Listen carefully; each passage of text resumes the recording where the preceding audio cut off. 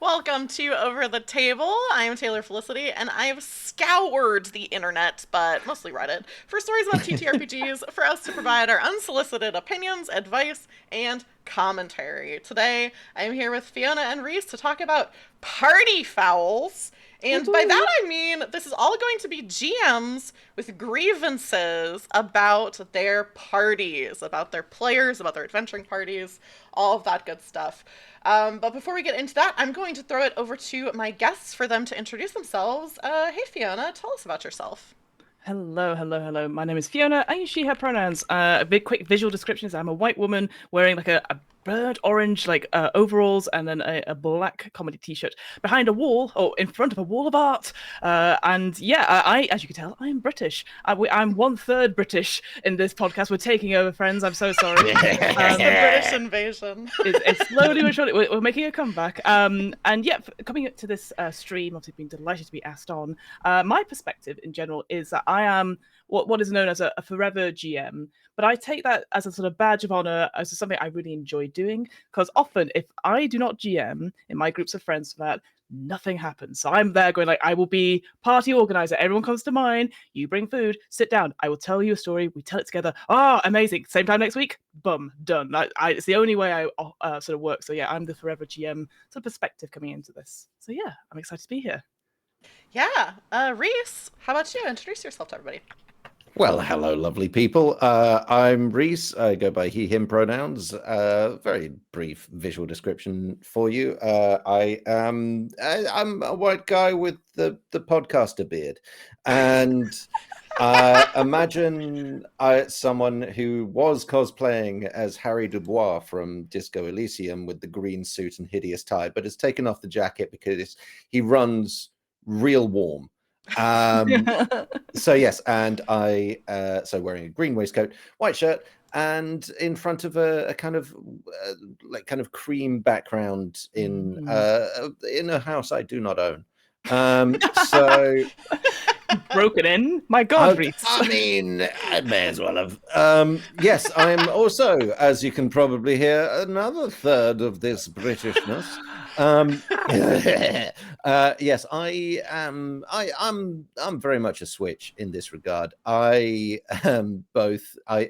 Okay. I am the over-prepared GM. I Mm. I no post-it notes with sexy goblin, no like big question marks over maps. I have a very detailed sewage system for a city that no one has ever seen. Um, Incredible. and the fact that the people who could have seen it, they just skipped right over that. They just drove through that town, didn't even bother to stop. I am fuming. Um, but not bitter. I'm not bitter. No. But also, I am a whimsy boy who comes and plays, and I tend to be there's a button. Let's push that. Let's see what happens with that. Mm. And who occasionally will. I've been told I occasionally come out with something utterly devastating, but I'm not the person to ask about that. Because this seems normal to me. It's the people around me who are sad.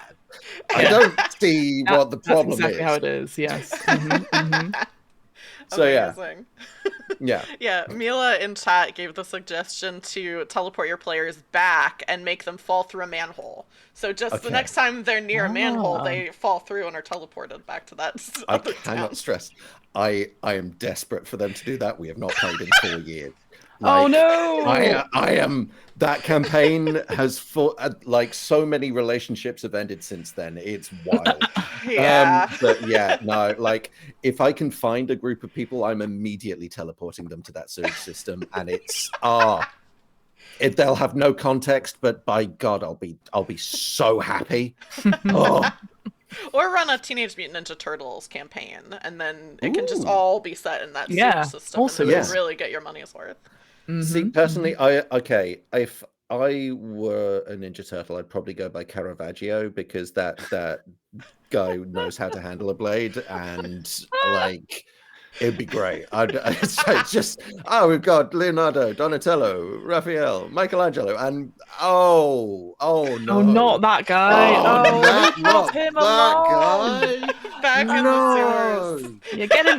The manhole. Put it down, quick. No, just no. Like tell him we're not here. Yeah, tell him we're not here. Amazing. I'll say this for people who may be watching who haven't watched any of the Over the Table before. There are some things that you can do in chat to participate and let your voice be heard. The first thing, which some people were already doing, is you can trigger boos and cheers.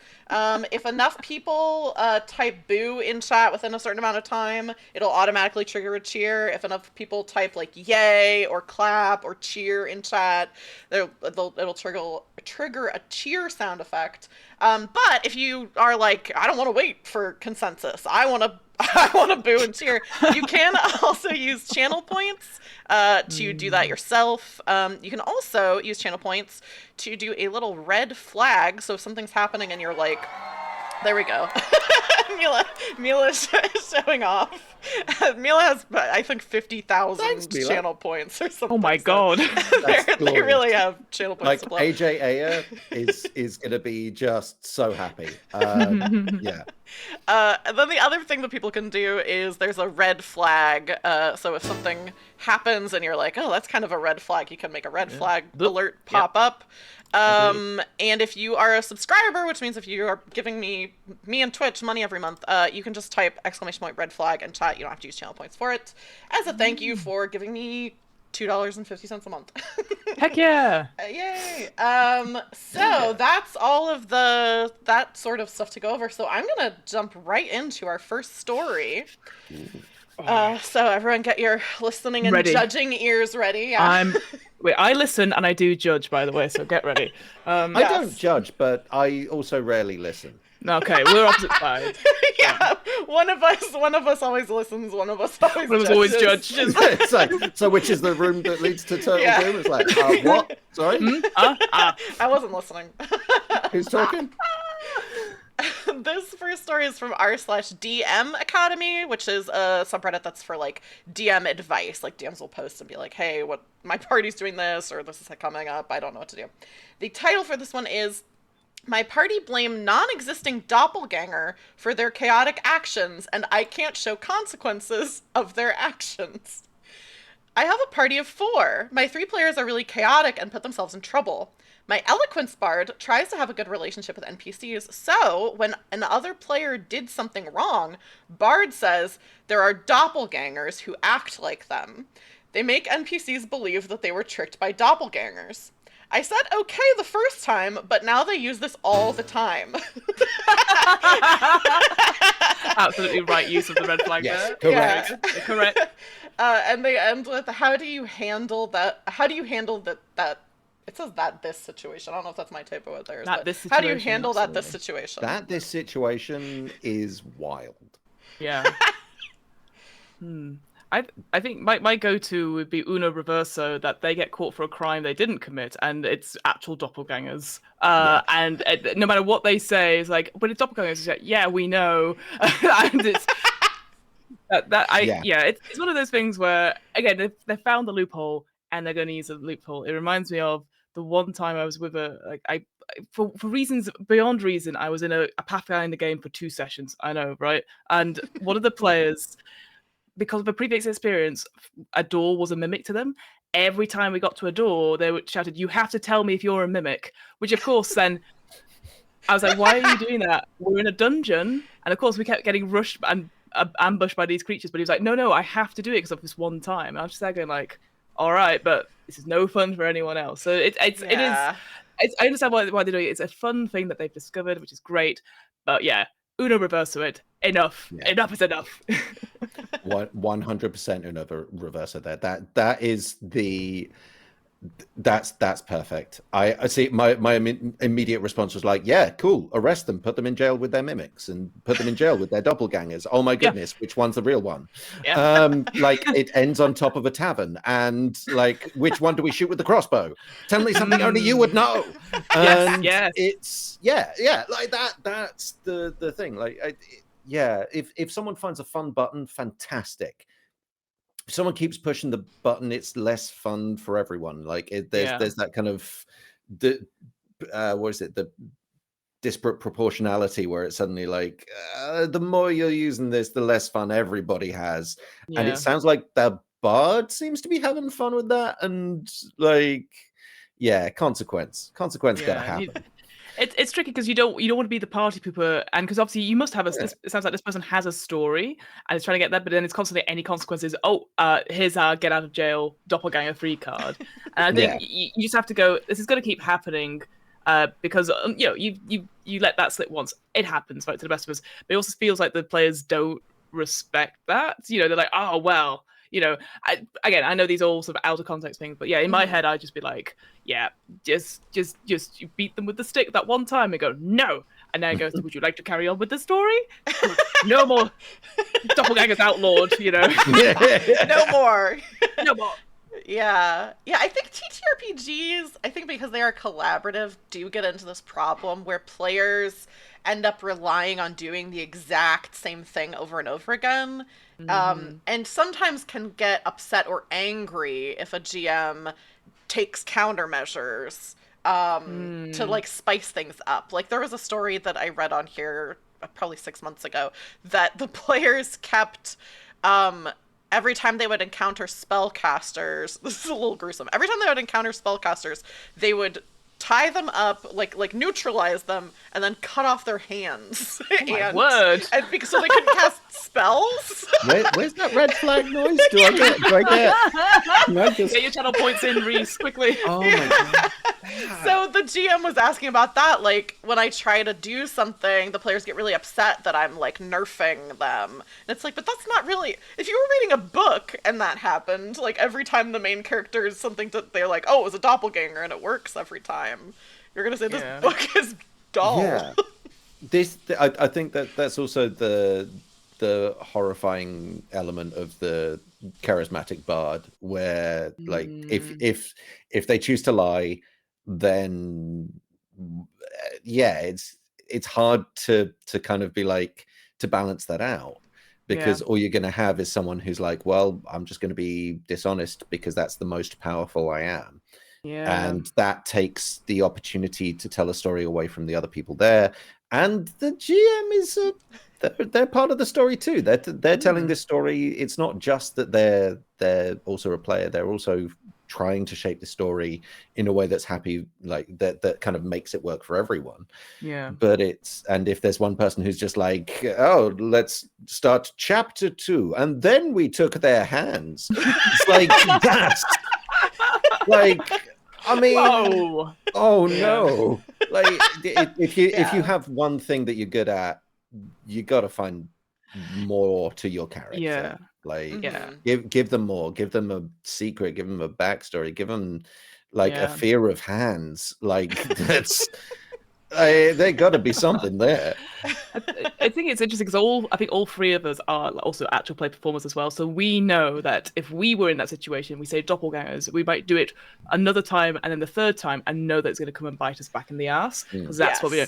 Whereas I obviously, a lot of these stories are people who, you know, they're just playing it almost as if it's a video game as well. They're trying to, and then you still have very small times of the us versus them mechanic, which I appreciate. Most of these stories were going to be, but I do find it fascinating that players don't think that's a problem. Like it's not like I said, like it's like video game where you just like, I'll just use a story constantly to open doors or whatever, and this is, and it's you just throw everything at it. It's like, this is really boring just for you to get your way. And I find it really interesting to when I play in games with people who aren't maybe from an actual play background of like doing stories for content, or you know, maybe haven't run before, and like I said, the doors are mimic. I was like, wow, this is your one thing, and maybe it's a security thing. It's a thing like it's what I could contribute, and it's like, yeah, but as Reece said, that's really boring, and it kind of doesn't let us in as other players. Like I think in that Pathfinder session, I think I told them, I was like, so why mimics? Why doors? And they were like, well, because we have this one time. I said, but that's the player talking. What about this character? Yeah. Why are they, you know, like, I know what the player told me this. And they were like, I was like, I'm just saying that meta knowledge isn't very good, you know, like all that sort of thing. So yeah. And I think a bit has to evolve, the bit can't stay the same every time. So Yeah. I think all of us, like you're saying, we do have kind of a performance mentality, even for games that aren't like for content. And so for me, if I'm a player and I'm like, oh, this doppelganger thing, this is really fun. This is a fun lie to say, and then it works, and then we're like, oh, Yeah. this is funny. The second time I do that, I'm like, okay, this is a bit, so I have to change it a little bit. I can't do the exact same thing. It needs to be something a little different. And then, like you said, Fiona, if I do it the third time, I'm doing that kind of banking on It's gonna it's gonna fail. bite me in the Yeah. ass. I'm gonna have. And Yeah, if it absolutely. doesn't, at that point, I'm a little, I'm a little like, Yeah. ah, I thought I was gonna get my comeuppance. Yeah, yeah, absolutely, absolutely. I've been pulling on this petard this whole time, and I think it's broken. I've yet to be hoisted. Yeah, that's weird. because again, like the GMs, obviously, again, as an improviser as well, there's a whole like, oh, yes, and you need to yes and the players, or they won't have fun. Sometimes you're okay to know, but and even break the character, go like, hey, this isn't fun. Move on, like like it's getting in the way of stuff. But I know as a GM as well, it's very hard to like, oh well, everyone else is having fun, so I guess the doppelgangers do exist in this world. Yeah, so I it is to each own, but yeah, I fully endorse people saying no and as well as yes and certainly if you're a GM. Yeah. Yeah. Speaking of being able to say no, I think that segues into our next story / post. This is from r/Dungeon Masters, pretty straightforward. And the title of this one is "Safety Nets Are Becoming a Major Restriction. What Do I Do?" So this is the person who's going to be talking about safety tools. There's nothing super, like, they're not talking about anything like super dark and objectionable in this, but it is about safety tools. Okay. So the post says, I believe everyone should be comfortable and have fun when playing D&D or any other RPG. Having guidelines or a set of rules to ensure comfort is important. I have a list of topics determined by me and my group that we either the title is a red flag. Topics determined by me and my group that we either try to avoid or completely ban. Personally, I don't enjoy putting restrictions on the world. I want as much realism as possible. Also, I run a narrative, grim, dark fantasy setting, so I want things to be scary and to have real emotion to them. But my players keep adding to the list, which is really hindering my story beats and actually impacting events that I've been setting up during the campaign.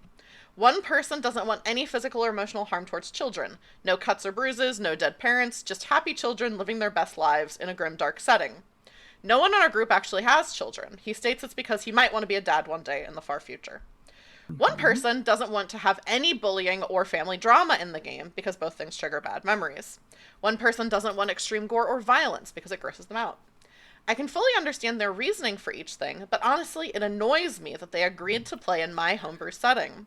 I very clearly stated what kinds of themes and elements would be in the game, and they were fine at first, but it feels like they're working together to make me change the setting to something they want.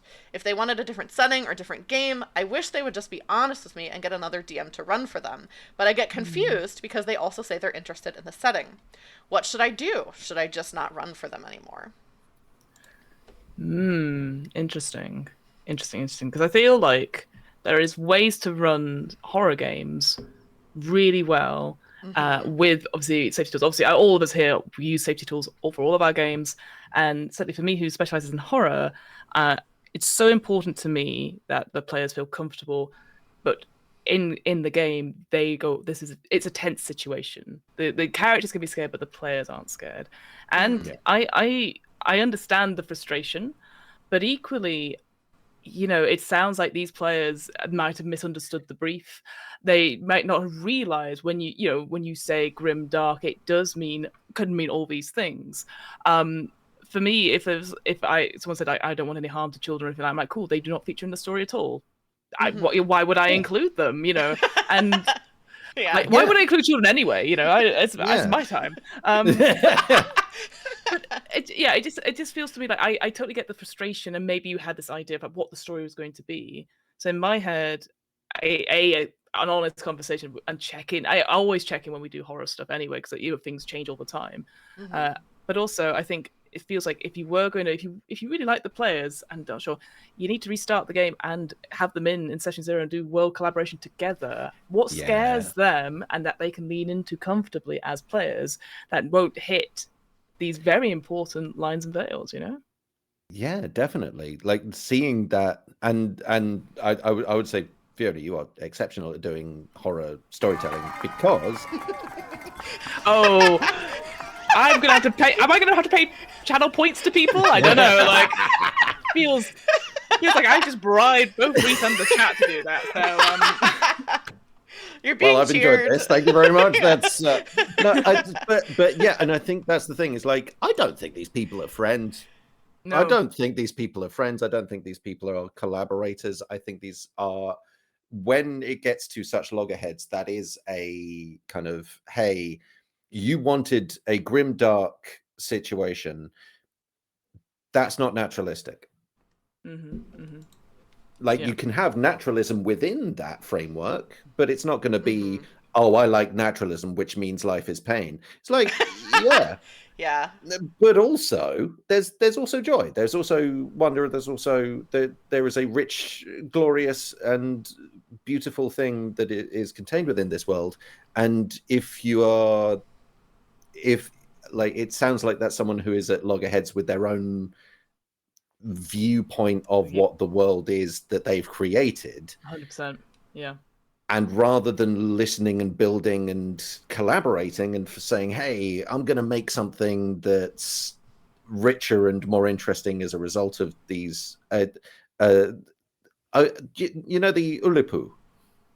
No, what's that? A literary group that wrote things specifically with omissions or editorial issues where they're like, hey, I'm gonna write a book without the letter E. Oh, okay. I'm gonna write a play where, like, one of my favorite ones, it's not strictly from the Ulipu, but it's in that vein, is called LMNOP, and it's an epistolary novel, an increasingly lipogrammatic epistolary novel, where it's a novel told through letters where they have to consistently stop using certain letters. You can make such a rich and beautiful world with restrictions because you have to work around these restrictions. Like you say, oh, you don't want harm to children? Cool. All the kids live on an island. Good for them. You don't want family bullying? Fantastic. Cool. How do you remove family from this mentality? Yeah. How do you remove the concept of family? What world, what a dark world when there is no family, no found family, no understanding of family. There is such a beauty and horror that can be generated from lateral thinking rather than explicitly being like, but I wanted everyone sad and they don't like being sad. I specifically ordered them to be sad. I ordered them to... and they don't like it. Yeah.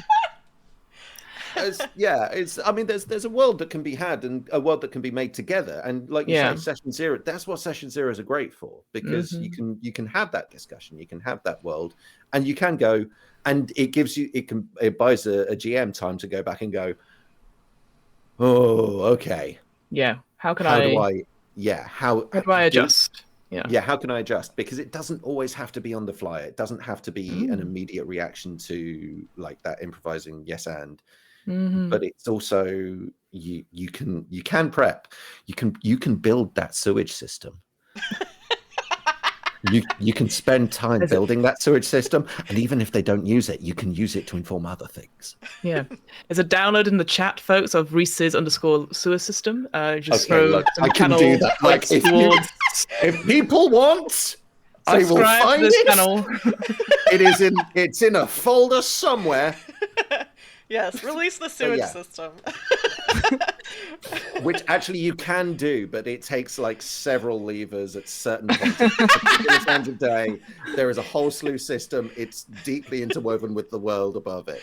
Anyway, but yeah, no, like the restrictions are only restrictions if people allow them to be. Like Hmm. if Yeah. people can use them as a springboard to creativity, or they can use them Absolutely.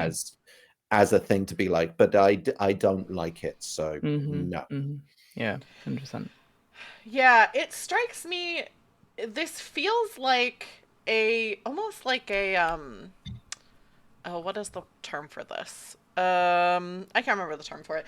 They're kind of trying to hold two thoughts in their head at the same Yeah. time, Hmm. which is the Yeah. first paragraph is which I'm glad that they clarified in this post for the purpose of us reacting to it, saying, Mm, I think safety tools are good. I think people should use Yeah. them. I think people should feel absolutely. safe and comfortable. Also, I'm trying to run a game that Yes. has Yeah. these things, which I think is nuanced. And I knew, Fiona, I know you run a lot of horror stuff excellently, as has been mentioned. So Oh. I was like, this would be a good one because you also do Mm, take safety very seriously, which I think you have mm, to for those types of yeah. games. But Absolutely. I feel like this person is having this reaction of the thing, like mentally they know that the players are not in the wrong, but emotionally they Yeah. have a game they want to run that they don't think they're going to be able to run, I which I think think that's is what it is. a tough feeling to Yeah. have.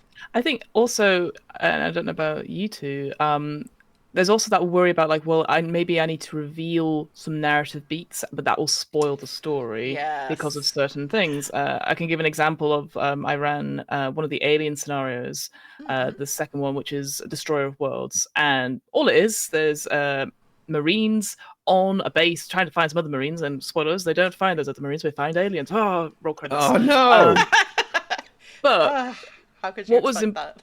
well, it was interesting because when I was running it, of course, it was just at the outbreak of the Ukraine and Russian war, and a Mm, lot of Alien is to do with warfare and background stuff. And towards the finale act, there is a big turning point in this story where it is not only for the Marines to get out and go, but a lot of civilians get caught in the crossfire.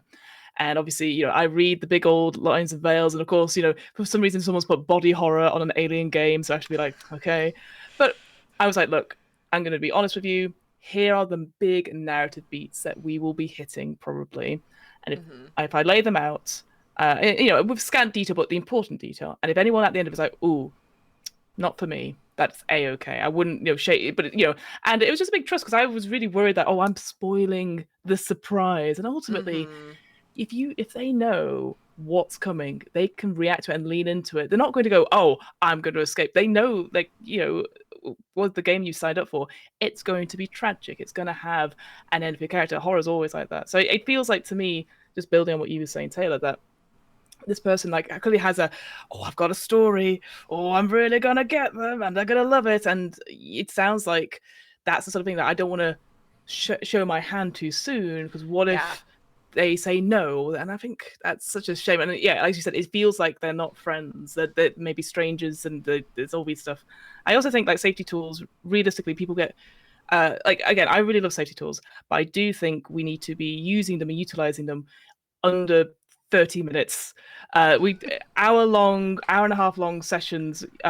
It gets to a point where you're like, oh gosh, I don't know if I can contain all these things in my head, Yes. and that's okay. And that's okay. That's why, and I know Reese knows this, is that I do something called foundries, which is like we've done the scary boundaries, we put them to the side, and those are things that will keep us safe during play.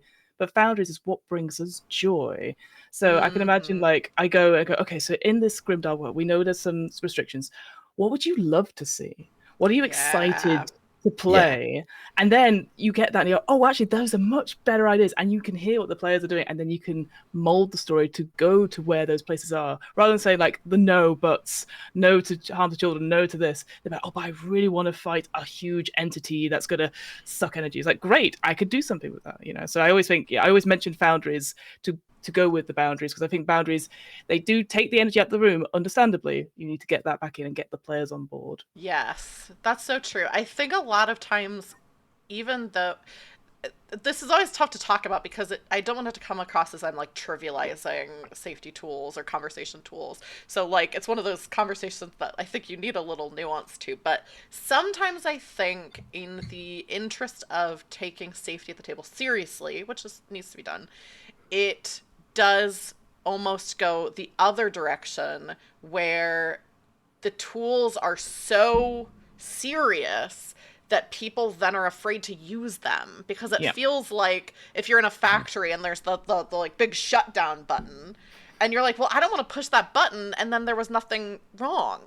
And then it's triggered this whole thing. So I Yeah. think it can be I try to like I run not it's not a streamed game, but I have a Monster Hearts game that I run, and Monster Hearts is like high school horror, so there are a lot of touchy subjects. It's not streamed, so that takes some of the touchiness out of it. We don't have an audience to account for, but I do take safety seriously in that game, but also we talk about it very casually. So like something will happen and I'll say, "Hey, you know, this thing is like this plot thread has started.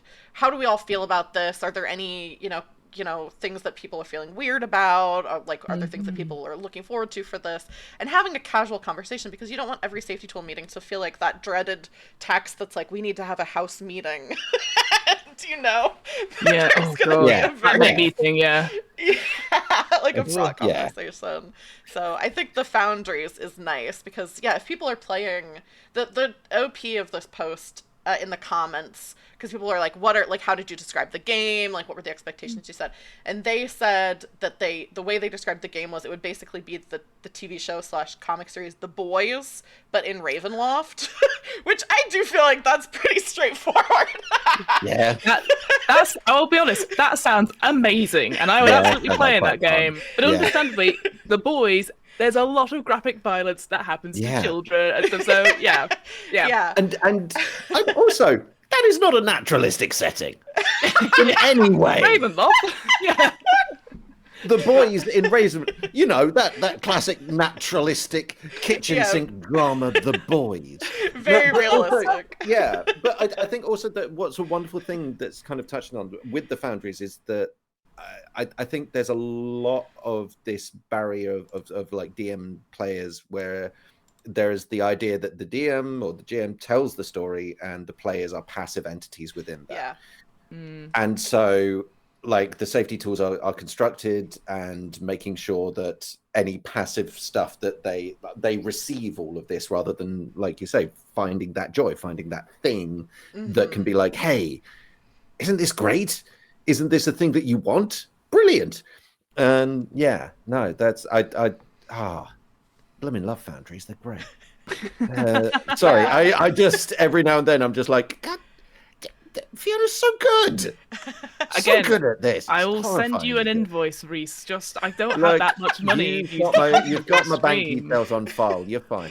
But yeah, no, it's yeah. really good. Yeah. Yeah, I think it is good to ground these conversation and safety tools in this is a game. We want to have fun. There are things to be taken seriously about it, but what are we looking forward to? And what I was going to say with like the boys description, the players, clearly there was something about that appealed to them because they agreed to be in the game with that description. So I think saying as a GM, I'm having some emotional trouble with this. I want to respect your boundaries, but I feel like I'm having trouble knowing how to make this a horror game. Yeah, absolutely. What do you guys want? Yeah. Literally Yes. ask them what they want to help. Yeah, if you don't know, you're constantly going to, as you said, that frustration, and eventually they just won't happen anymore. It's such a shame. But You it won't just want sounds like a wild idea that I would love to try out and go like, this is bonkers. Are you sure it has to be Ravenloft? Okay. Okay. Yeah. All right. But yeah, it also makes them active participants, like in building the world, in building the story, and also giving platforms to play with rather than borders and walls to kind of bash your head against. Yeah. Yeah. Yeah, that's true. Well, we solved that one, so. Oh yeah, cool. Rubber stamp. Check. Approved. Yeah. Let's do. I think we have time for one more before break. So this one is from r/D&D Next, which I've read stories from this subreddit before, and I actually don't exactly know what it is. It's a D&D subreddit. But the title for this one is "Players discovered the gap in effort I put into their game versus my other group's campaign and are upset. Am I the asshole for not being willing to bring their game up to that level as well?" I have two different groups that I am the DM for. The two groups are very different from each other. As such, I run very different games for both of them. Both groups started with me running the classic Wild Sheep Chase one shot to get an idea of who they are as players, and then base what game I run for them accordingly. Group A, while we do joke around a fair bit, prefers a more serious game. Each of them roleplay, immerse themselves into the world, take notes, know their abilities, and wrote backstories for their characters that ties into the lore. They put their all in, and so I give it back to them. Their campaign takes place in a homebrew world with an overarching story in which I hand draw maps for the world, make a bunch of different handouts, dress up the table/room for a certain atmosphere, build little sets for important dynamic fights, sometimes even have a themed meal. Shout out to the Heroes Feast cookbook.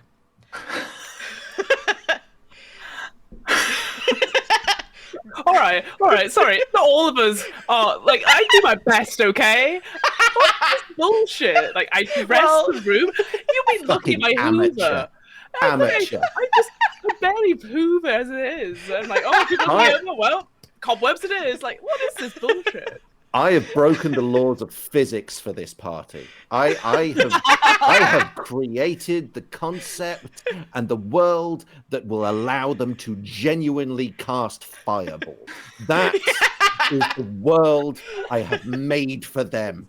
And they come to my 1-bedroom flat, and they not only enter into a world that is beyond reckoning, it is a world beyond rule, and I am their god. That's Group A. That's Group A. Right, okay. Group B, yeah. We watched Gravity Falls. It was wonderful. Like, what? Sorry, I'm so sorry, Taylor. Sorry. I'm glad we paused for this, because that is like, I was like, wow, this is Group A is getting really the favoritism happening there. Absolutely. Yeah. Jesus. So Group B are essentially murder hobos who crack sex and toilet jokes the entire time. They don't want to take anything seriously, mock anything and everything I put in front of them, and play D&D pretty similar to how most people play GTA. Their disruptions are endless, and it is a constant battle to keep their attention. Naturally, I put a lot less effort into their game, which I wouldn't really call a campaign. Didn't create a greater world for it to exist in, but just, you're here at this place, each session has nothing to do with each other, don't really prep much past a paragraph, and just wing about 90% of it. Mostly just, this random town has a monster that needs killed, go kill it. Both groups know the other one exists. That's but past that, I've always kept the details pretty vague. However, the other day, a player from Group A and a player from Group B were at the same bar and started talking. Don't really know the details, but one way or another, they discovered they had the same DM, me, and just how differently each of their games are. Group B's player told the rest of the group, and now they are all pretty upset and want/expect the same thing for their game. To be completely honest, I sort of laughed at them. There's no way I'm going to do all the work I do for Group A for Group B as well, just for them to treat it the way I simply know how they're going to treat it. I had a discussion with them about the maturity/behavioral differences of the groups and how that shapes how I approach their games differently. Their consensus opinion of Group B's consensus opinion is that those differences shouldn't matter and that I'm shortchanging them in experience. I know laughing wasn't nice, but am I the asshole for not being willing to raise my efforts for Group B's game to the same level that I do for Group A? I mean, I was going to say, no, I understand. But then you brought out you decorate a room and give out food. that does feel like a very arsehole. Like, hang on, there's clearly like a level of favoritism. Yeah. Right? Yeah. Yeah, there is. That is very clear favoritism. And yeah, cool. Have your favorites. Good. Like every family has favorites, right? Like there's always the favorite sibling. We know this. And but okay. Okay. Sorry. I normally I do this. Wild. I am frantic here because normally I do recording stuff standing up, and I can pace, I can bounce up and down because the level of energy that gave me energy. It is it is midnight here, and I have more energy than I have had at 4 p.m. for the last year. This is wild to me. If you have two groups, fantastic, happy for you, person who is GMing. But if you're going to be like, I have made a kid's birthday party for this group however often you play. Does it say how often they play? Actually, I don't think it does. It gives a lot of info. Okay. But it doesn't say how Because- often. Okay. Because I like that. If it's a monthly thing, I can get that. If this is a Yeah. weekly thing, what is your food and entertainment bill like? But Yeah. it's the idea being that, like, hey, one group, the story they tell is of a wildly different genre to the one that the other group tells. And because I've decided that I like this story better, I have built a library for them, whereas the other one, I've photocopied it from that library. I've photocopied bits and pieces, and the topper being, hey, people get out what they put in, and they put in they just don't really, they mock anything I put in front of them. Put in something different. Find a different system for them. Yeah. Find something. Like, they are humans, and yes, maybe they do want to tell a lot of fart and sex jokes. Fart and sex jokes can be funny. Build up the biggest, best fart joke you got. Like, it might be the Caravaggio of fart jokes. Oh wait, sorry, not that guy. Be the Michelangelo of, there we go. Yeah. wait, okay, yeah, Michelangelo of fart jokes, and paint the Sistine Chapel with what is already on the Sistine Chapel, which is fart jokes and sex jokes. Like, that's what's on the Sistine Chapel. It's still art. This is still a story that you can create art from. And oh my sweet merciful Zeus, like, how, like, that gave me energy. Basically, maybe buy a different tablecloth for the other group. Yeah. Yeah. Maybe a Make 'em feel candelabra in the middle. Yeah, Done. candelabra. Yeah. Make them feel valued. Maybe, yeah.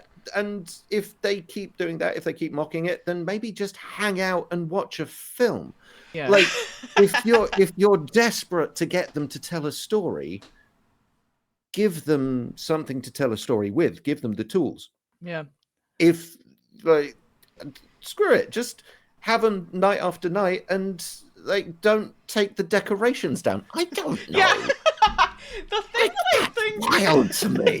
The thing that feels most vindictive to me about this GM is the campaign started with the same one shot. So Yes. if you're running the same game twice, you've already done the prep for the other group. So the fact that they're like, I don't really prep for it, I don't really do notes, I don't make minis, and it's like, you're already doing it for You've already just done. reuse it. It's easier for you to just reuse it.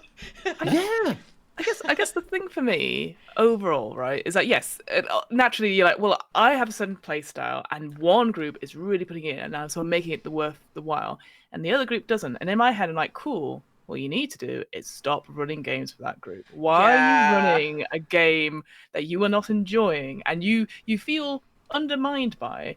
And is that because no one else will run a game, or they insist you? Because this is a sad fact, and I will say this as someone who's come from many failed games as well as successful games, is that sometimes you need to let them die and let somebody else do it and understand, like, and have that thing going like, hey guys, this is not working for me, sorry. And even then you could always lie about it, hey, I'm with the other story is taking priority, I'm really sorry. If I tap out from it, maybe someone else can run something. And yeah, as we said, doing a different system that might be more, if you're doing more like one-page one-shots by Grant Howitt or something that leans into the silly more and rewards that, because otherwise you are always going to get frustrated. But yeah, I think I lost all sympathy as soon as it's a shout out to the Heroes Feast handbook. I'm like, no hashtag brand. Like, it's a lot of bloody work to, if you're running a game, dressing the room, and then also providing food.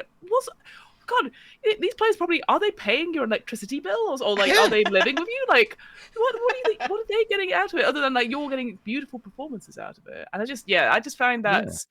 Yeah, we've all been there with the frustrations of like one group's not get it, but another group has got it, and you're like, but ultimately, you've already set yourself up to fail if you're already clearly favoriting, encouraging this one, and then you've had a couple of resistances from this other group, and you've gone, all right, whatever. Like, 'cause you're not putting in that effort. If they're not putting in the effort and you're not putting in the effort, it seems like a waste of a game.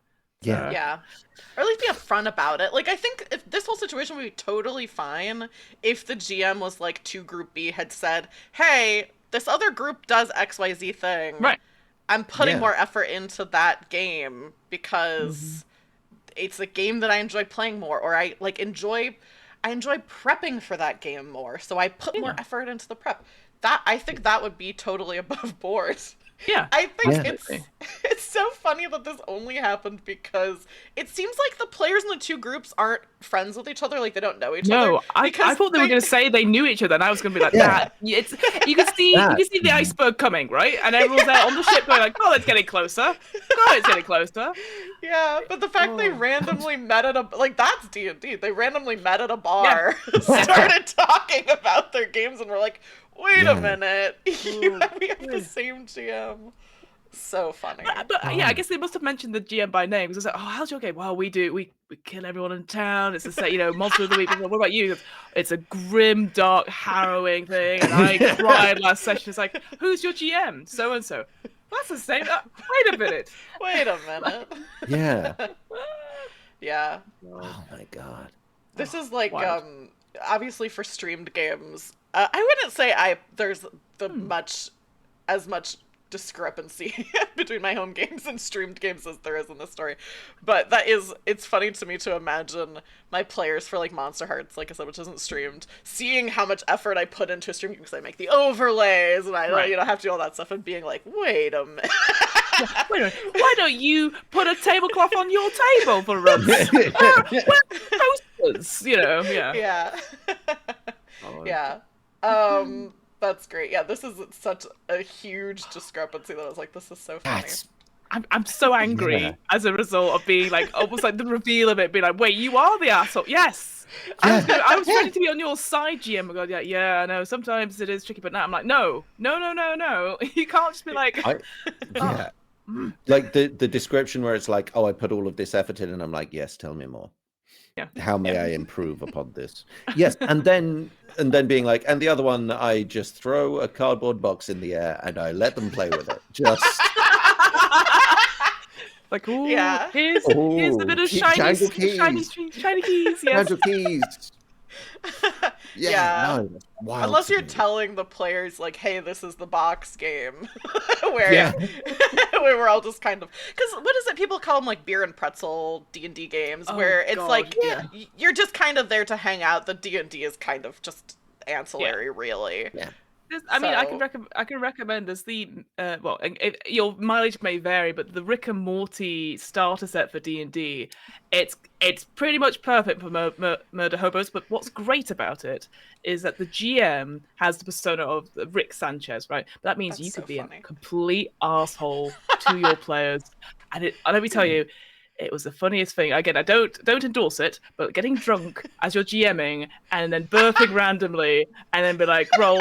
Now you failed. It's great. I absolutely would recommend that starter set. Again, your mileage may vary, but I had such a blast. I was like, I'm gonna be a mean GM, and you guys can't do anything about it. So, but also, like, as a side note, what a lovely group of friends who turn up week after week, make fart jokes, make sex jokes, and be like, we this guy turns up, and sometimes will have us go to kill a guy in a tower, and week after week we've done the same story over and over again, and we hang out and we have fun, and then we found out that they made, whoever it is, cook meals from a cookbook. Not even a gift bag for everyone. There's like little goodies in there, little D20 cookies. Last week, I found some pizza outside, and it had, instead of the table to stop it crushing the box, it had a miniature, and the miniature was named, and Yeah. it hurt. Yeah. It hurt. That's what Yeah. that hurt me. This could be a But movie, I think. This could be the Yes. plot of yeah, a film. 100%. Oh my word. Love it. Amazing. Well, we're absolutely wild. about at our break time, so let's go ahead and take a 5-minute break. So Reese, you can walk around and Yes. Get those energy. I've got to walk this off because and then otherwise I'm going to get so loud and people are sleeping, and your neighbors. Someone was yelling about like pizza someone just boxes and sewers. kept yelling so loud about I genuinely don't know what. Well, yeah, after you walk things off, we'll come back with some different stories. There's another one that's about some players with bad manners, players who have a Discord server that the GM is not allowed to be in.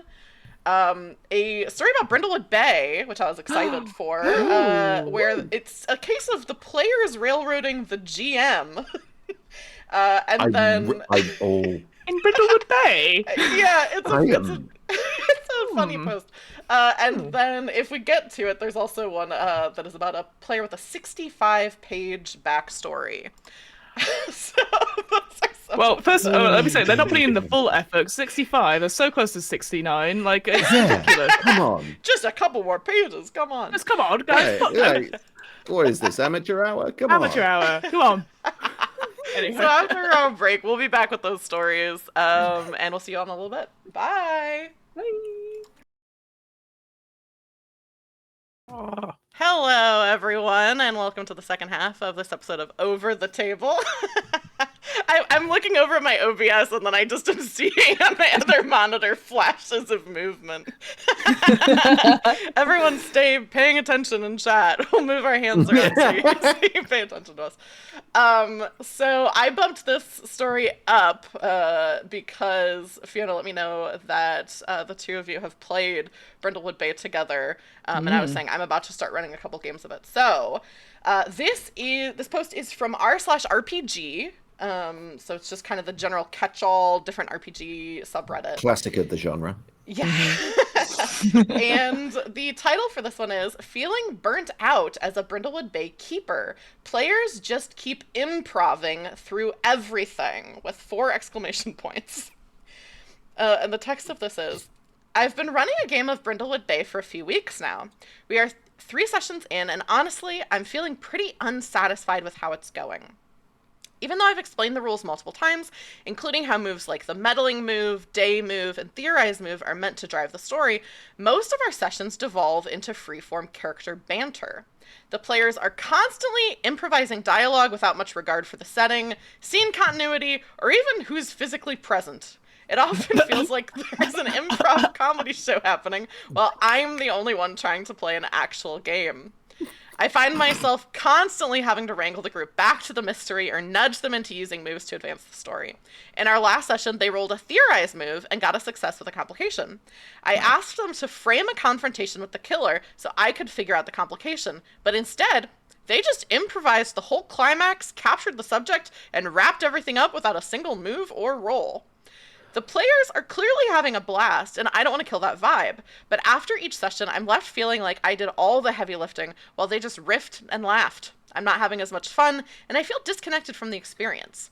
Anyone else run into this kind of disconnect? How do you keep Brindlewood Bay grounded in its mechanics while still letting players enjoy the cozy narrative vibe? That's really that interesting. That really is tricky, actually. Like originally, it's like when you were like, "Oh, it's like I get it, free improv show." I'm like, "Fantastic, free improv show, brilliant." You know, a free improv show about people solving crimes. What a delightful thing. But yeah, as that went on, that became more sad. Yes. Yeah. But yeah, no, I think with that, it's It's tricky, isn't it? Because ultimately, in Brindlewood Way, just for context for people out there, it is Yes. Murder She Wrote with some eldritch horror sprinkled in, and the idea Yeah. is that you were playing these older ladies, known as the Murder Mavens, who are part of a book club, and they solve murders together. And slowly but surely over the series, you discover. But the key thing here, which is why I laughed at the beginning, is that they're fully improving. There is no canon to the murders. It's up to the players to, with all the clues that they manage together, work out who they think is the murderer, and then yeah, Mm. as I said, on the dice roll, it's success or one complication, etc. And I do have a friend who has played it recently and has had the same thing of like going like, I don't feel like I'm useful here as a GM, and they just seem to go for it. And I would say yes, but you do need to interrupt. You have to be that person with Powered by the Powered by Brindlewood Bay stuff and Powered by the Apocalypse stuff. You have to be like, that sounds like a night move, and going like, if you Yes. watch anything Yeah. Jason Cordova, who's the writer of the game, if you watch any of his actual plays, again, he has a very particular style and stuff like that, and he takes his time. The book itself is quite structured, but I like how he just goes like, let's do the day move. What do you think? What do you think is going to happen? What's the worst thing? And then night move. What do you think is the worst thing? That you have to re-emphasize and do these moves as it is, like, because ultimately you are running the game. And like, what if they had failed? They'd have turned to you and gone like, oh, So I wonder here if it's that sort of, if you're only 3 sessions in and you're probably finding your feet because it's very different to other RPG games out there. I know that like Mm-hmm. from playing it Mm. as we said, but like the joy, and I'm sure Reese doesn't mind. We were playing two characters who were definitely like opposite ends of like these. I wouldn't say the wealth spectrum here, but then we constantly were in japes together doing stuff, Oh, and it our was so much. shenanigans It was were great, shenaned and agand. It but was it. Oh, it was great.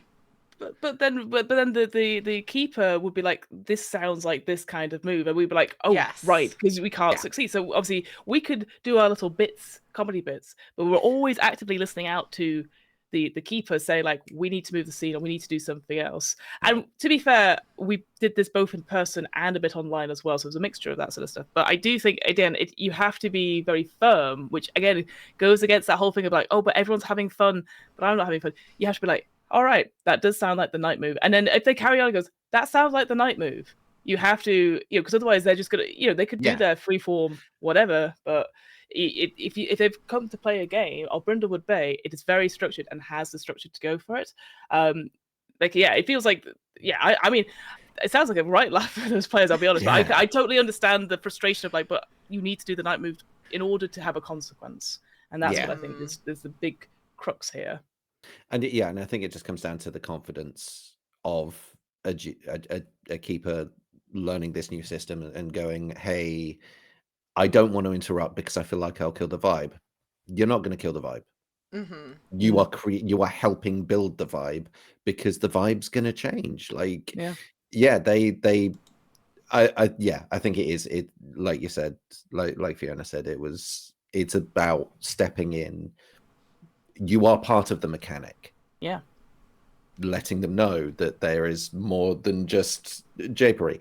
And like, as you can probably tell myself, I'm a japester. But it's also, and it is very hard to stop me from talking. But it does mean that when you have a keeper who's confident enough, it's even the people who are making this happen, who are talking a lot, Yeah. want to have something to bounce off of. Sometimes it's the other players, sometimes it's the mechanics, Yeah. Mm-hmm. and it's finding the way to make that work. It's actually weirdly, it's kind of like the opposite of what most games often are, where you go, okay, you're in a room, this, that, the other. What do you do? And no one says anything for 30 seconds. Yeah. And it's awful. And you're like, and then of course you as a GM, you're overstepping, like you could do this, this, and this. And of course, people get overwhelmed and stuff like that. Here, they are very excited to be there. And you're trying to find a bit where you can put your voice in. Certainly in that theorizing move, I would, again, going back to, if you watch anything that Jason Cordova sort of GMs, like the Between or anything like that, he's always involved in the theorizing move. And he goes, oh, that's really interesting because of this, this, and this. Huh. But what about this? He doesn't mean, again, it's a very difficult role because you have to not influence where the players like what they choose in the end. But you're trying to make, again, it's like, so let me get this right. You're thinking it's this, isn't it? That's really interesting. But what, do we have anything for this? No, great. And it's just then you're encouraging them, but you're also a part of the team. Maybe they don't see you as part of the team because you're not contributing, and that's no fault of your own. But you have to. It's really difficult. We're all AP people who've done acting or performing, so it's easy that we're like, well, it's my turn to shine. If I might interrupt. This is my only number. Yes, exactly. Yeah, I think so. I've run, I think, and I'm sure, Fiona, I'm sure you're in a similar boat. And Reese, I don't know how many different games and things you've run, but I've run, I think at last count, like 70 something different games, just because I run so many one shots. So I've run a lot of different games. And I think the biggest thing with games like Brindlewood Bay or Powered by the Apocalypse game, which, if I'm not mistaken, Brindlewood started as Powered by the Apocalypse hack and then kind of developed as its own thing. Yeah. I think with those games, as opposed to something like D&D or Pathfinder or the more like combat-y, like tactical kind of games, is in D&D or Pathfinder, as a player, you say, I want to try to do this.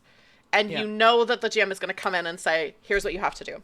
As opposed to these more narrative games like PBTA or Brindlewood, where as a player, you are supposed to say, this is what I'm doing.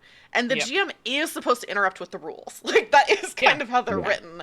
Where, so it is a little tricky as a GM.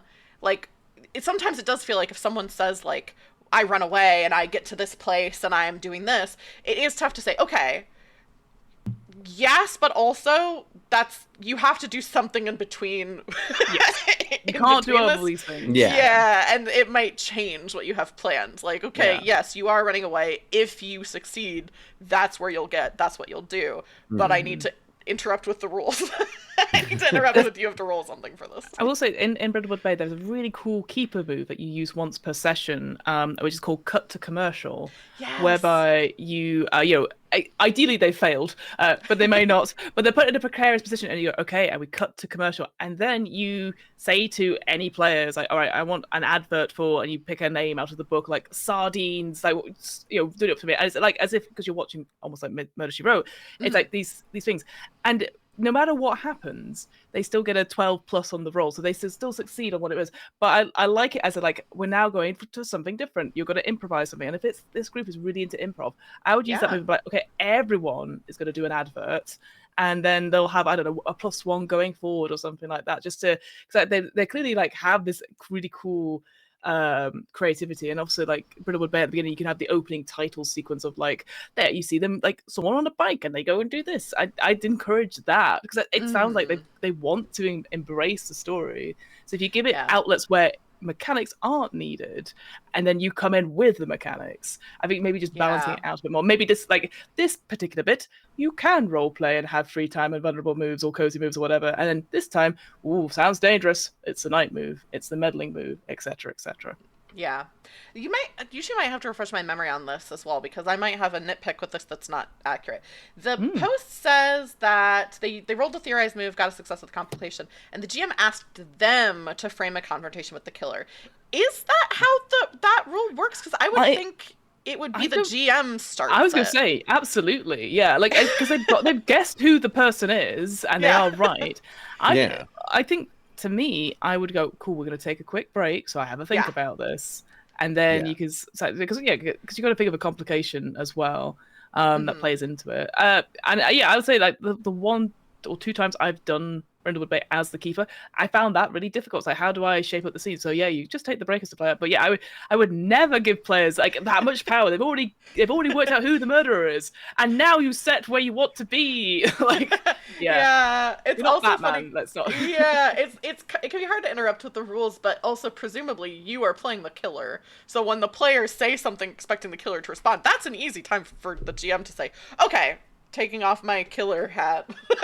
Here are the rules that you need to do. So it seems like maybe this person is just having trouble kind of asserting themselves. Your free sessions in as well, and I think but the Brindlewood Bay that we played, it wasn't the full flavor of Brindlewood Bay. The keeper did it slightly different, but again, it's that sort of thing where we're like, we can, again, maybe because we again do the content, we're listening to be like, okay, so we're doing it this way. Great, that's great, and just being able to support each other in those things, and also support the keeper. Because there's a lot of information, these clues that then you're having to theorize like who the murderer is, and then then your keeper's listening and going like, geez, okay, I guess that's the thing. And we had a very fun one in a bakery, I think, in the end. Yes. And it was, we did not know what was going to happen when we got there. It was very scary, but it was the same thing. It was success with a complication. I think that was the vibe. Yeah. But I think, as you put it exactly right, Taylor, it is a very different game to other things, and I think it takes a little while to get going. And I would, again, I've said it several times, go see Jason Cordova or anything on the Gauntlet, him running it, just so you get the structure. He runs games in 2 hours, and that is impossible. If you play as a role playing, these are going to be long sessions, and you're probably going to get burnt out as a result. So I think even like you have to be like, we're moving on from the scene. You're the editor. You have to move people on, just to protect your brain whilst running these things.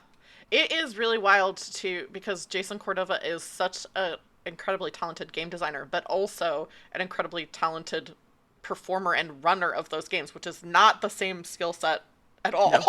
Very different. Wow.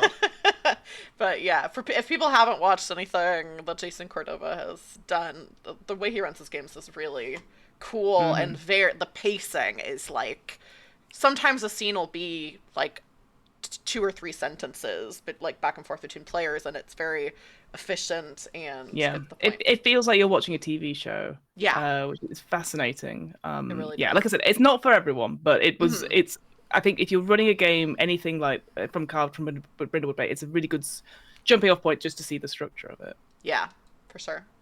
Let's go to the next story. This one is from r/Dungeon Masters again. And the title of this one is, "My players have their own Discord server, and I'm not sure how to feel about it." And then the text starts, "I am sure, actually. I don't like it." but I'm not sure if I have a good reason, or if I just feel left out. Also, I don't really have a way to police it. I'm just not sure why they think they need it. What do they need to hide? Why do they need to hide their plans from me? I know I'm not the kind of DM that will cheat. I don't get off on screwing the players over. I've had shitty DMs like that. It's not fun. There has actually been a lot of power creep in our game because I can't stop giving them magic items and stuff. I've actually found a story reason to resurrect a PC when none of the other players were able to. I'm definitely on the player's side. I don't know. What do you, other DMs only, think? To be clear, I'm not asking for advice on how to handle it. I'm asking what you think about your players having their own server that you can't see. I mean, for me, like, the FOMO, like I am, medically chalant, so it's very kind of, I would want to know, but I also recognize that people got boundaries. Like sometimes people got to blow off steam. People got to, and yes, the horror of being like, these are people that I know who are talking, and it's probably going to be about me. Yeah. Yes. Yeah. And horror, sheer horror, but also like, they got to blow off steam because they got to understand, maybe they're figuring out, hey, what would be a nice cake to get this person for I was just about birthday to make the that's same coming joke. out. It could be a really nice thing, yeah. It could be a really nice thing, but it could also be like, fuck me, I don't know what I'm going to do with my character next. Any ideas? And if you go to a GM with that, then the GM's going to be like, I know what serves my story. Yes. Yeah. But what serves the players? What serves the characters? If it's like, hey, maybe they're metagaming in there. They're going like, hey, who's doing what spells for the next level? What would be the most useful thing? We have this many magic items. Who has what? How are we cataloging them? And like, the GM is kind of the creator of the world, but also they got to live in it, and they got to find ways of doing that. Yeah, I agree. And so it is like, you're going to miss out on that, but you created that. You know what would be nice for them? Make another group. It's easy to do. You put your little Everyone face in in it. it, and Yeah. but Photoshop your face on all of their bodies, and just make it so it's just you in that chat, but from like 4 different phones, and say, Wow. good job, bud. Well done, everyone. Thanks, my friend.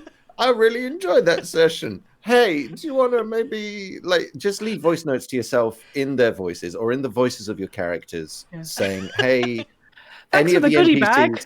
No yeah, worries. Thanks hey, for What a thanks for delicious all of meal. decorating your your house. yeah, Yeah. it's me, Goblin, saying, hey, just wanted to let you know that you did a really great job there." Yeah. And yeah, like that kind of thing. Like if that's something that is really bugging you, chat to them and be like, hey, cool. But also like, yeah, Yeah. you're gonna feel like you're missing out. But Yeah. they need that. They need it. Yes. Absolutely. Yeah, I feel Yeah. like I've been in many improv groups where the teacher's like, I need you guys to have a WhatsApp or have a Discord or whatever. I'm not a part of it because people will not chat in it if Yeah. I'm part of it. Because yeah, as Reese has pointed out, it is that authority thing. But I definitely feel that sort of like, well, what if they're doing something which will interfere or like have an impact that it'd be good to know about, because then I can Mm. accommodate it. So one thing I've done in the past is that I have a shared Notion, and I've said to them, here you've got access to this Notion. Put in your notes for the session, and you can name the session whatever you want. There was like a meme of it ages ago for Curse of Strahd, where somebody had the same sort of thing, and they would name the sessions. And so I had like 30 sessions of notes of what the players thought were interesting, along with God, there was so many memes, so many like again the crude jokes about stuff and all that sort of thing. But to me, I was like, this is great because this would normally be in a WhatsApp that I might not be able to see. But also, I can go, oh, so they've noted this person, but they've not noted this person. Okay, that's really interesting. So I think you need to offer them a place so that they can share public information if they want, but then have any conversations about stuff in a private chat and stuff like that. But also just again, I feel like realistically, as all these answers are going to be, is like checking in, like, hey, is there anything that's been brought up, recap, etc. Because I guess the whole point of having a Discord or a WhatsApp is so that people will chat about what to do next week. Unless you're living your D&D life 24/7, which is kudos to I you. like That no one's ever gonna like 5 minutes beforehand. Oh, how we're gonna do this? I completely forgot we've got this big Yeah. thing. Yeah, so I think it's unhelpful for you to be a part of that chat because you're not going to gain anything. No, they won't speak anything, and then they won't even plan anything. But if you offer them a space to share what they think is interesting and say that this is your stuff, I'm just gonna it's read only for me or whatever. It's great. I had a great laugh looking at some of these memes of characters that are one note, but they're like the most precious things. Oh, feed Yeah. me the blowbo. Yes, Yeah. please. I need it.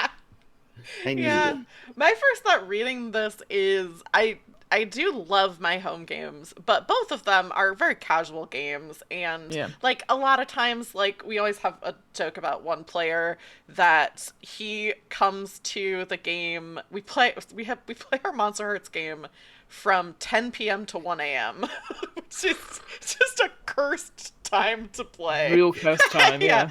So he comes to the sessions directly from it's literally the only time slot that worked for everyone. Directly from bar trivia. So he's at the Ooh. bar, He's comes to already the my favorite session. person. This is glorious. He's great. Jason's been on my channel many times, and this is not like me talking about him behind his back. He knows about this. So he'll come to the game, and he's already like he's been at a bar. He's like drinking Yeah. a PBR or whatever, and he does not remember the next session because we play every other week. He does not remember what his character did the 2 weeks before, and I'll do How the would you? recap, and he'll laugh at his own jokes. Yeah. Yeah. And he'll say, "Oh, did I do that?" So reading Yeah. this, I Oh. was like, if I had a game that the players were this motivated to like plan for what they were doing next, that they wanted a Discord server, I would be like, hell yeah. Go for it. Yeah. Absolutely. Hell yeah, you're putting in tons of planning and effort. Yeah. Yeah. Good for Absolutely. you. Yeah, because again, it just shows that they're passionate about your game and stuff like that. Mhm. And yeah, of course, there's always going to be the risk of some negativity of like, but then again, you combat that with like, as even though I know you were joking, Reese, but that sort of thing where you do stars and wishes and like, hey, Yeah. good job, everyone. Oh, so and so was really good. Oh, you got me that time. You do Yeah. that at the end of every session. People go like, oh yeah, Fiona is a really good game master. You leave them with that thing. As well as like feedback. I know. But it is Clip kind of that. it is interesting. I always find it interesting because I used to leave sessions again similar to this commenter, like going like, oh, I don't know if they enjoyed the session and they're going to be talking about me and now I'm like, I could not give a rat's ass if they I've given them a chance to tell me in the stars and wishes or bring up and I'm always I say I don't care. I was like, they could go say whatever. I'm gonna go. And like, I did a great session. Good job, me, because I remembered something I did. So I think it comes back to that confidence thing. I think you were talking about as well, Taylor. But I would, I've been in too many WhatsApp and D&D groups and stuff like that where the people are just chatting constantly as well. And I'm just like, I don't have time for that. I'm sorry. Yeah. There's only so many times I can see the same 4 memes just shared over and over again. I'm like, you're wonderful people.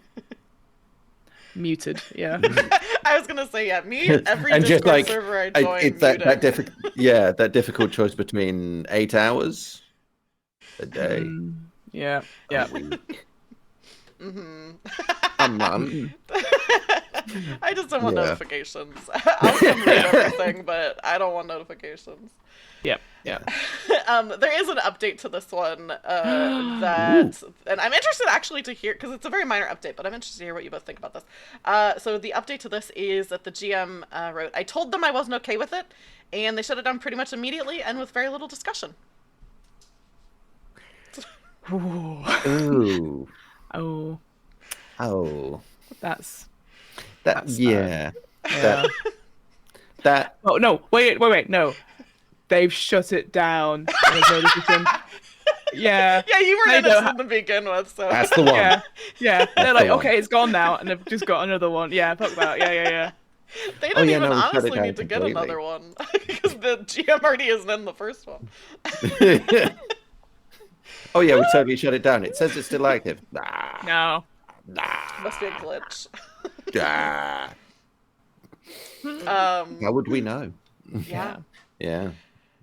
Let's do the 65-page backstory. Yeah, let's go. Next. Yes, let's. Come on. What's this weak person done? Come on, I want to see. Yeah, come on. Get it to 69. I'm ready. Let's get it to 69 or get out. Cowards. That's what I say. Come on, cowards. Let's see. Come on, cowards. Let's go. See what we got. This is from r/D&D, so pretty, kind of the basic D&D subreddit. And the title is A Player Handed Me, DM, 65-page backstory. I have been a DM for 2 campaigns, and right now I'm running Tomb of Annihilation with the same group. One of my players is really into D&D, constantly writing character ideas, sending me concepts for future campaigns, ones I haven't even started planning and may never run, and even making a separate group chat just to share D&D stuff with me so it doesn't get lost in our main messages. His last character for Tomb of Annihilation had a 15-page backstory, which was already a lot, but I let it slide since it's a long campaign and he was super engaged. But now he handed me a 65-page backstory for a character who might only be in the game for 3 to 5 sessions. I edited this post a little bit for clarity, but basically the main character that they're playing was captured by the BBEG, so this is a backup character that they're playing temporarily. Incredible. It says, that's not even the final version. He told me he trimmed it down and left out some factions and NPCs. I appreciate the effort. 4 pages, but yeah, that's what they want. Yeah. You're right. I appreciate the effort. He's by far the most engaged player in the group, and I don't want to just dismiss all his hard work. But I also can't realistically read, process, and incorporate 65 pages of lore into the campaign, especially for a temporary character. To make things more complicated, this player expects his backstories to be used extensively. In Tomb of Annihilation, he's made comments like, you haven't included this part of my backstory yet, or, you've only used about 30% of what I wrote. And that was with 15 pages. I can only imagine what he'd expect with 65. On top of all of this, he's also a very good friend, and I don't want to upset him or make him feel like his creativity isn't appreciated. But I need to set some kind of limit, otherwise, this will 100%. just keep escalating. Incredible. I love that. What timing the crowd had there. That's great. Yeah. Thank you, lovely people, for booing. Because correct, but also like okay, started off as obviously my favorite person in the world other than Jason, but it just okay, yeah, it that devolved way too quickly. Like I up until you've only used this much, I'm like, Yeah. there's a No. reason.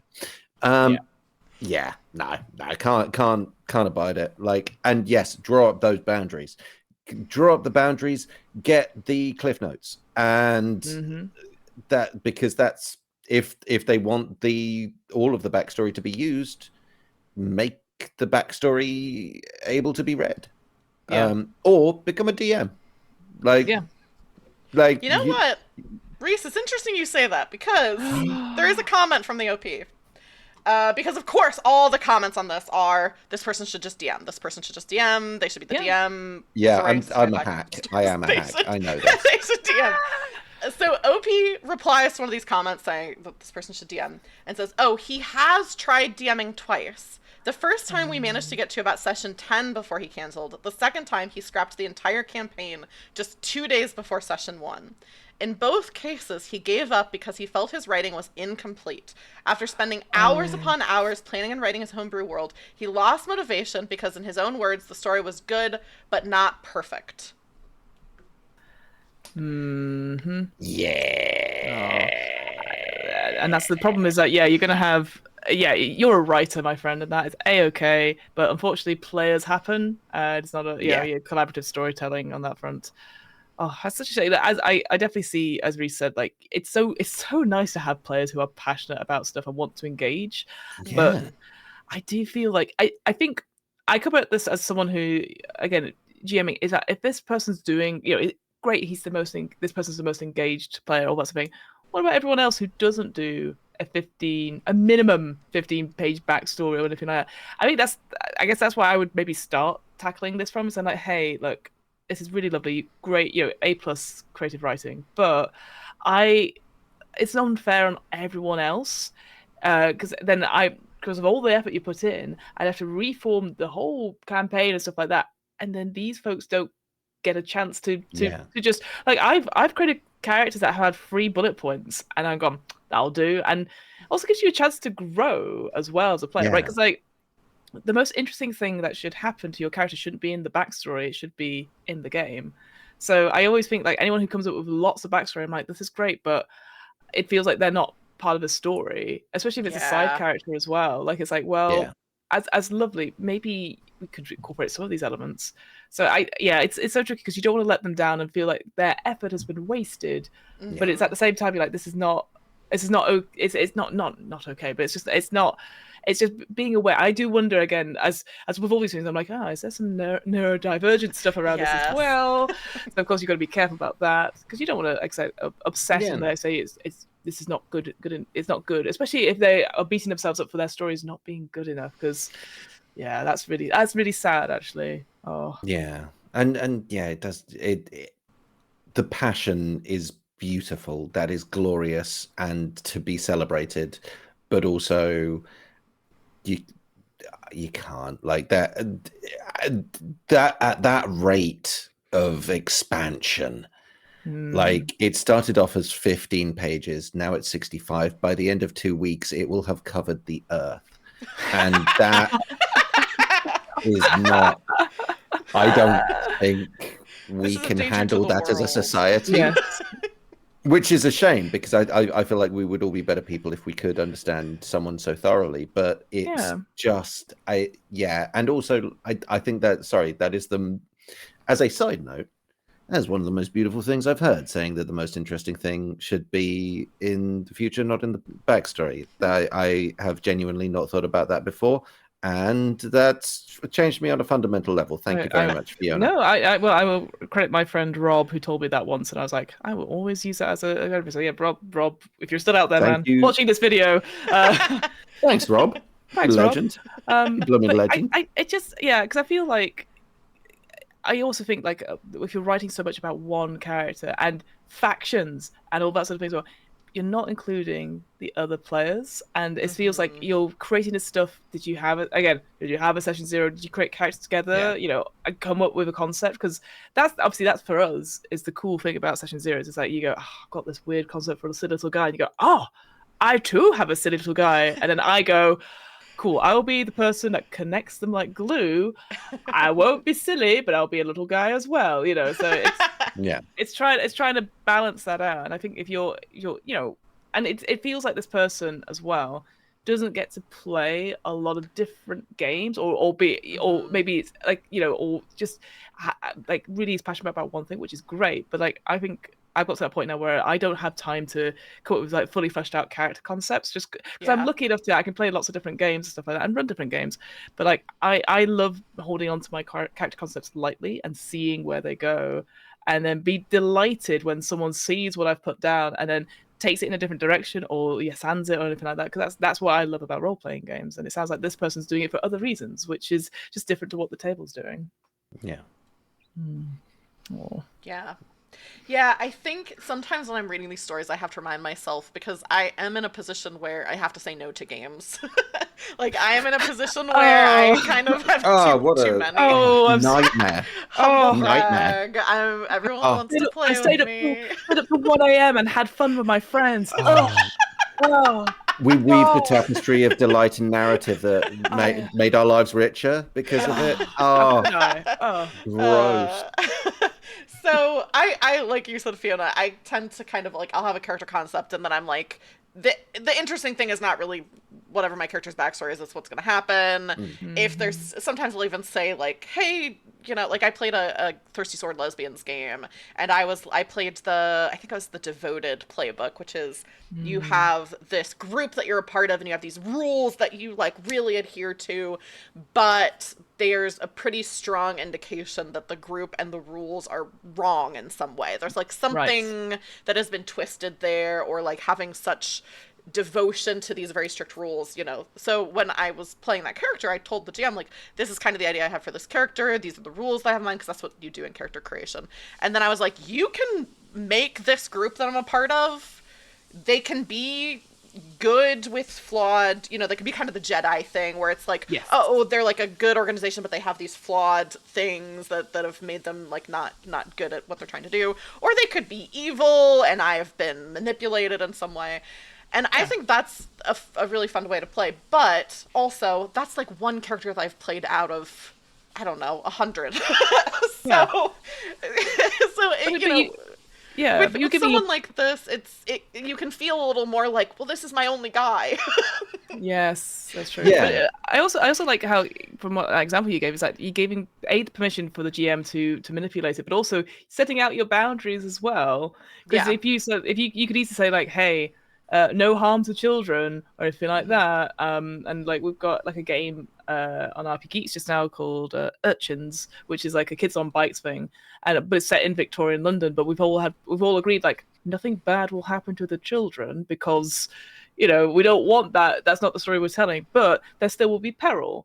So we all know on the same page, and it just gives that little niceness as well. So yeah, I it's that sort of thing where I wish more people were able to play games, but like it's a two-parter, or it's just 3 sessions and you're done, because then you get into the habit of like not holding on to these precious things. And you know what, you can write your fan fiction, you know, all that sort of thing. Absolutely. It's just, you know, if that's what gives you joy, great, but don't expect other people to read it and then utilize it in the game, because you will absolutely be disappointed. So I'm about to really pigeonhole myself of making a second Star Wars reference in 5 minutes, but I know. Do it. A third one, yeah. Do it. But I think if I were this GM in this situation, I would say this 65-page backstory. This is Star Wars Legends. This Yes. happened in Yeah. a world, but like, and it's good that you wrote it. You did a great job writing this. I skimmed through it. I can't. The canon is going to be a little different. Yeah.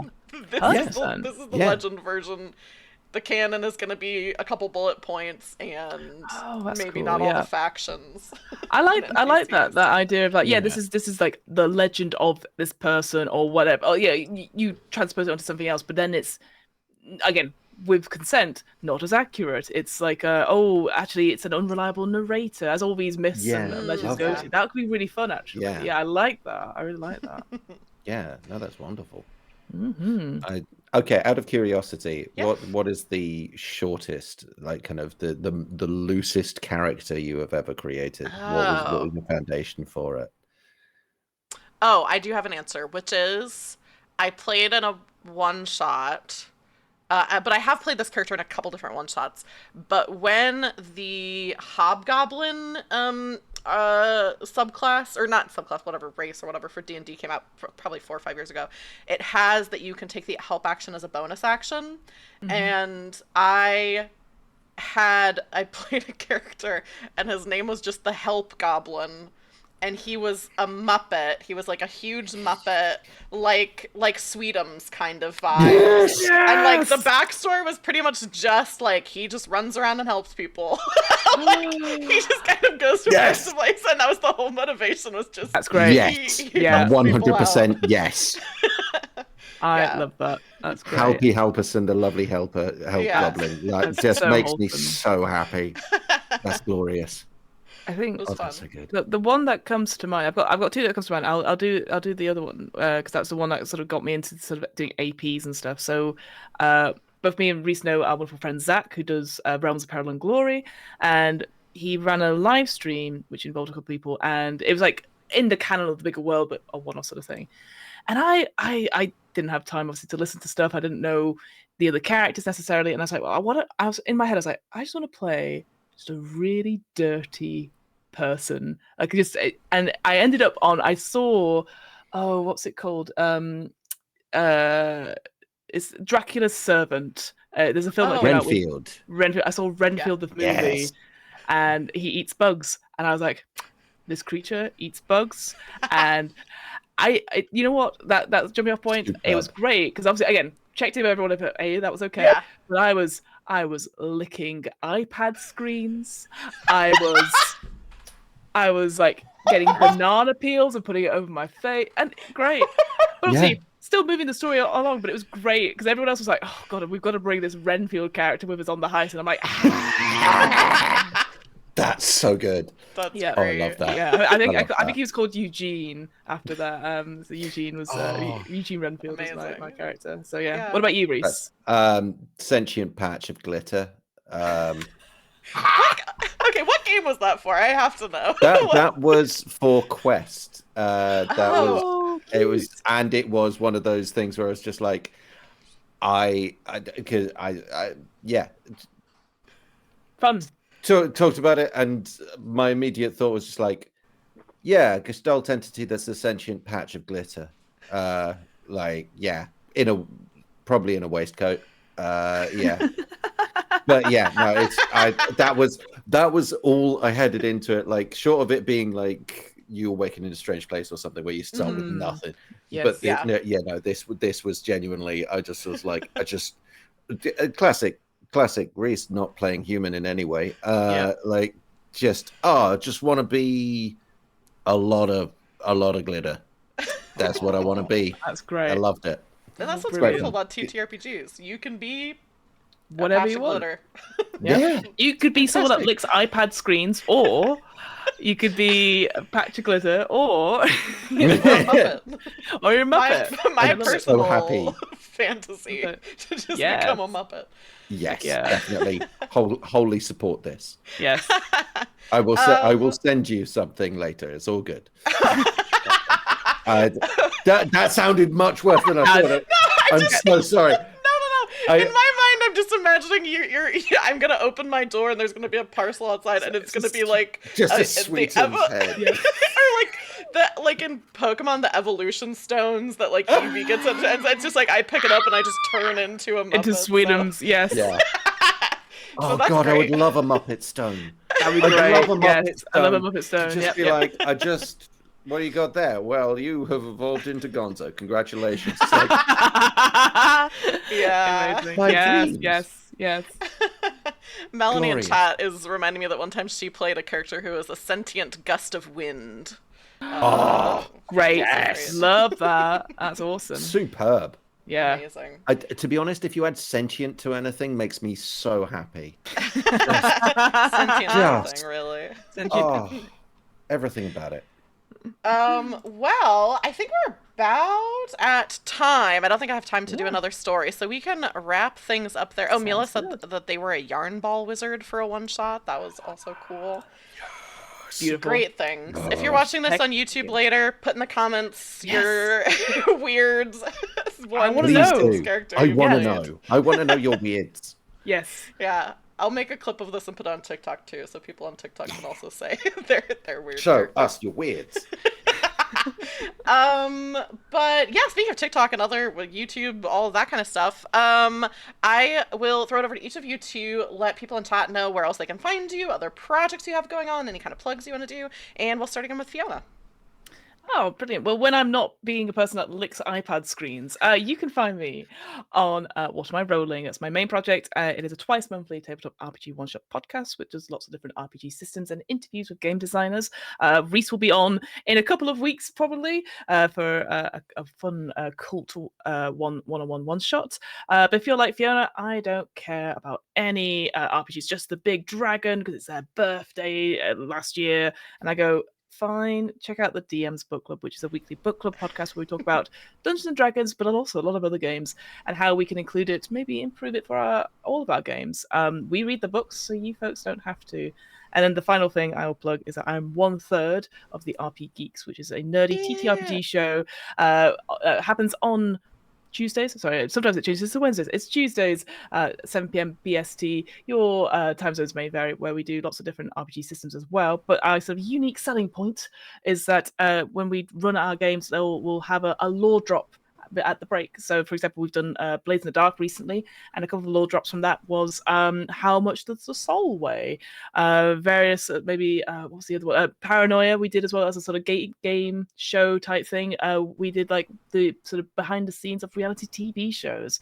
And recently I mentioned Kids on Bikes for our Urchins one. My character is the other character that's just one concept, is a character that talks to pigeons. So I did a whole bunch of pigeon facts. So yeah, go. So if you enjoy this chat, check out What Am I Rolling, the DM's Book Club, and RP Geeks wherever you listen to podcasts, and also on YouTube. Thank you so much for having me. Thank you for being here. Reese, what about you? What do you want people to know about? I want more people to follow Fiona. No, that sounds stop! I'm running out of money. I can't keep sending you money, Reese.